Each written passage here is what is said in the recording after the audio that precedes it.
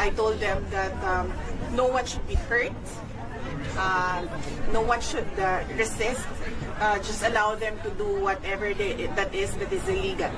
Ma'am, any comment po doon sa sinabi ni PCO Yusek Castro na walang kidnapping na nangyari sa lahat po ay may papeles tungkol po sa pag-aresto kay PCO?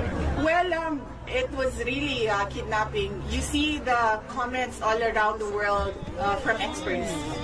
Yes,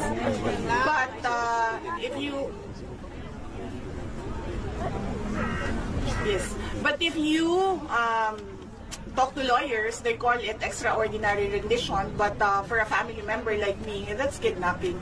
That's forcibly taking my father to another country and illegally arresting him. So that's clearly